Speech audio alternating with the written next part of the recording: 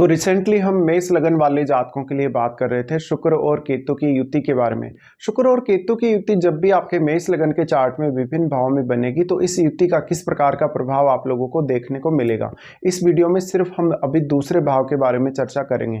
दूसरे भाव के बारे में बात करें तो दूसरा भाव शुक्र का ही खुद का भाव है, इसलिए यहाँ आपको देखना पड़ेगा शुक्र यहाँ पर कैसे स्थिति में है, क्योंकि शुक्र यहाँ मजबूत अवश्य ही होने चाहिए जब भी वो केतु के साथ स्थित होते हैं। और शुक्र यहाँ पर वक्री बिल्कुल नहीं होने चाहिए। अगर शुक्र वक्री हो जाएंगे तो उन पर केतु का प्रभाव बहुत अधिक बढ़ जाएगा और उन पर राहु का प्रभाव भी बढ़ जाएगा, क्योंकि राहु की भी उन पर दृष्टि है। तो यहाँ पे अब शुक्र अगर बलाबल के साथ बैठे हैं तो शुक्र अपने भाव में होने से निश्चित ही काफी मजबूत माने जा सकते हैं। इसके अलावा जो केतु ग्रह है आपको ये देखना है कि कितना ज़्यादा क्लोज है शुक्र के। जितना ज़्यादा केतु क्लोज होगा उतना ही ज़्यादा आपको कुछ इश्यूज आएंगे शुक्र से रिलेटेड कामों में। तो दूसरा घर आपकी वाणी का घर है, आपकी क्रिएटिविटी वाणी के थ्रू जो भी है, और आपकी धन लग्जरी या ऐशो आराम या आपकी जो लाइफ स्टाइल है, तो इन सब में कमियां देखने को मिलेंगी या इन सब से संबंधित कुछ गलत फैसले आप लेंगे। आपके चार्ट में शुक्र दूसरे भाव को तो रिप्रेजेंट करते ही हैं, वो सातवें भाव को भी रिप्रेजेंट करते हैं।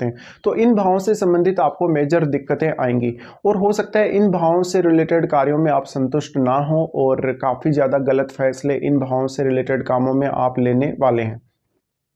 यहाँ पे देखिए ये कंजक्शन शुरुआत में हालांकि आपको बहुत ज़्यादा धन की संपत्ति की कमी पैदा करेगा, आपके पास बहुत कुछ होते हुए भी। तो आपके पास जो कुछ भी है, जिस प्रकार से भी आप अपनी लाइफ को एंजॉय कर पा रहे हैं, वो सारी की सारी आपको वास्तविक अनुभूति नहीं होगी और आपको लगेगा कि आपकी लाइफ में धन संपत्ति की बहुत ज़्यादा कमी है या लग्जरी की बहुत ज़्यादा कमी है। इवन आप अच्छी खासी लग्जरी एंजॉय कर पा रहे हैं उसके बावजूद भी। तो ऐसी कंडीशन में ऐसा क्यों होगा? क्योंकि केतु जिस भी भाव में बैठेगा उस हाउस की एनर्जी को एब्जॉर्ब करने का काम करेगा, और अगर शुक्र के साथ केतु बैठेगा तो शुक्र से रिलेटेड चीज़ों में वो कमी उत्पन्न करेगा आपके लिए। और कमी वो इसलिए उत्पन्न करेगा क्योंकि एक समय बाद वो आपको इन सब से डिटेच करने वाले हैं। तो ये लगभग जो स्थिति है 40 की एज या 45 की एज तक आपको काफ़ी ज़्यादा कमी यहाँ शुक्र के रिलेटेड जो चीज़ें हैं उनमें उत्पन्न करेगा केतु, और आपको इस हाउस से एकदम डिटेच करने का काम करेगा। तो इवन आप बहुत ज़्यादा अर्निंग्स कर रहे हैं, धन संपत्ति अच्छी है आपके पास, लग्जरी गुड्स भी अच्छी हैं आपके पास, लेकिन फिर भी आपको लगता है कि कहीं ना कहीं आपकी लाइफ में बहुत ज़्यादा कमी है धन संपत्ति को लेकर, और इससे आपका जो मान सम्मान है, जो आपका एक लाइफ स्टाइल है, उसके ऊपर भी काफ़ी ज़्यादा नेगेटिव इम्पैक्ट पड़ सकता है। दूसरा, यहाँ पर आप जिस प्रकार की वास्तव में लाइफ स्टाइल जीना चाहते हैं वो लाइफ स्टाइल आप जी नहीं पाएंगे, और काफ़ी ज़्यादा आपको अपने परिवार के लोगों के साथ, इवन जीवन साथी के साथ भी असंतुष्टि उत्पन्न करेगा। इस वजह से आपको काफ़ी ज़्यादा कॉन्शियस रहने की ज़रूरत है, क्योंकि हमारे लिए जो अर्निंग्स है, हमारे लिए जो धन संपत्ति है, वही सबसे मुख्य चीज़ है इस ज़माने में। और अगर आपको उसी में अगर डिटेचमेंट उत्पन्न हो रहा है, अगर उसी में आपको कहीं ना कहीं समस्याएं आ रही हैं, तो आपकी लाइफ पर इसका बहुत गहरा इम्पैक्ट पड़ सकता है। शुक्र आपके चार्ट में सातवें भाव के स्वामी, और सातवां भाव हमारी कहीं ना कहीं पब्लिक इमेज से भी संबंध रखता है। तो आपकी जो पब्लिक इमेज है, आपका जो कहीं ना कहीं आपका जो पर्सनैलिटी है, पर्सनैलिटी पर दूसरों की छवि का प्रभाव और आपकी पर्सनैलिटी का दूसरों पर प्रभाव, ये सब में भी कहीं ना कहीं कमी उत्पन्न होगी। तो हो सकता है कि आपको पब्लिक को फेस करने में थोड़ी परेशानी हो और आप उतने ज़्यादा कॉन्फिडेंस में भी अपने आप को महसूस नहीं कर पा रहे कभी कभी। इसके अलावा यहाँ पर शुक्र क्योंकि सातवें भाव के स्वामी हैं, तो आप अगर कोई भी बिजनेस करेंगे या फैमिली के बिजनेस को भी अगर आप आगे बढ़ाना चाहते हैं तो उन सब में आपको कमी उत्पन्न होगी और काफ़ी सारे इश्यूज यहाँ आपको आएंगे। अब देखिए, इस हाउस में किसी भी अन्य ग्रह का प्रभाव है, जैसे कि चंद्रमा का प्रभाव है या यहाँ पर बृहस्पति का प्रभाव है या किसी भी अदर प्लेनेट का प्रभाव है, तो वो भी आपको समझना पड़ेगा। और निश्चित रूप से ही यहाँ जो भी वक्री ग्रह बैठे हुए होंगे आपके दूसरे भाव में, उनकी एनर्जी को केतु यहाँ एब्जॉर्ब करने का काम करेगा। देखिए, नॉर्मली ये होता है कि कोई भी प्लेनेट अगर बहुत ज़्यादा डिग्री वाइज बली हो और अगर वो वक्री नहीं हो और अपने ही घर में बैठा हो, तो उसका पावर काफ़ी ज़्यादा स्ट्रांग होगा और कुछ हद तक वो दूसरे ग्रह का जो प्रभाव है उसको झेलने में सक्षम रहेगा। तो वो अपने घर में होने से आपको उस हाउस से रिलेटेड और अन्य भावों से भी रिलेटेड उतने ज़्यादा इश्यूज नहीं आने देगा।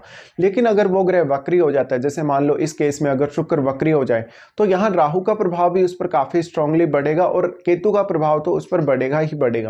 तो आप अच्छी खासी लाइफ जीने के साथ साथ आप कहीं ना कहीं फिर भी असंतुष्टि उत्पन्न होगी और आप अपने जीवन साथी से, फैमिली के लोगों से अक्सर झगड़ते हुए नजर आएंगे और ऐसी फ्रस्ट्रेशन में आके कुछ गलत फैसले लेंगे धन और संपत्ति को लेकर। इस वजह से आपको ज़्यादातर जो इश्यूज हैं कहीं ना कहीं आप काफ़ी ज़्यादा लाइफ के बारे में शिकायतें करेंगे। अगर आप कोई भी ऐसा काम कर रहे हैं, क्रिएटिव वर्क अगर कर रहे हैं, शुक्र से रिलेटेड अगर आपका प्रोफेशन है, तो आपको और भी ज़्यादा यहाँ इश्यू आने की संभावना रहेगी। यहाँ जो शुक्र का दृष्टि रहेगा वो आपके 8वें भाव पे रहेगा। 8वें भाव में ऑलरेडी आपके राहु स्थित होंगे। राहु स्थित होने से कहीं ना कहीं राहु के ऊपर भी शुक्र का प्रभाव है, और अगर शुक्र वक्र हुए तो राहु अपना प्रभाव शुक्र पर डालेंगे।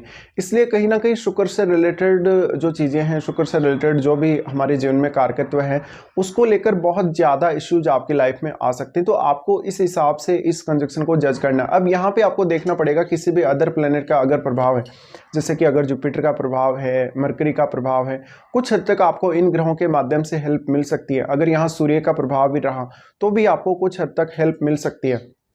बट अगर आप शुक्र से रिलेटेड कार्य क्षेत्र चुनते हैं, या आपका पूरा का पूरा जीवन कहीं ना कहीं शुक्र के अराउंड ही घूम रहा है, या शुक्र से रिलेटेड ही ज़्यादातर आप अपने जीवन में काम करेंगे, चाहे वो प्रोफेशन हो, चाहे आपकी अर्निंग्स को लेके, चाहे अपनी क्रिएटिव स्किल्स को लेके, तो आपको थोड़ा ज़्यादा इस मामले में कॉन्शियस रहने की ज़रूरत है।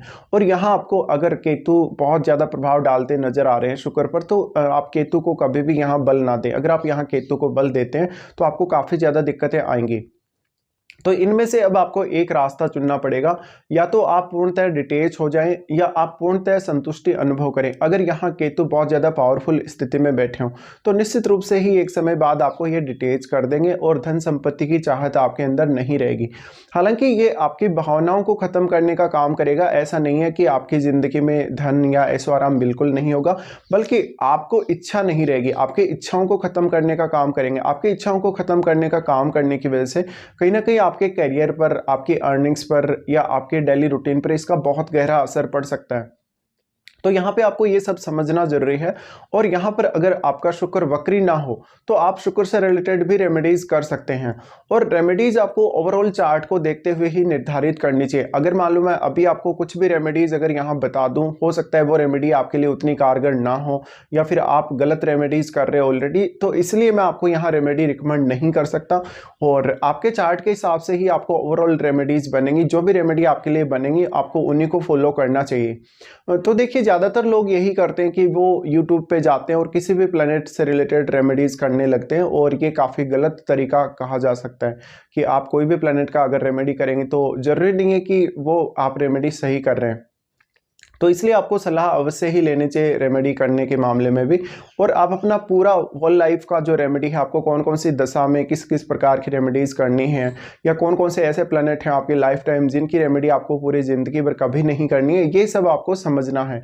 उसके बाद ही यहाँ पर आप शुक्र को इम्प्रूव कर पाएंगे अगर आपका शुक्र खराब स्थिति में है। लेकिन अगर यहाँ शुक्र वक्री हो जाते हैं, वक्री होने के केस में फिर आपको शुक्र का रेमेडी बिल्कुल भी फॉलो नहीं करना चाहिए।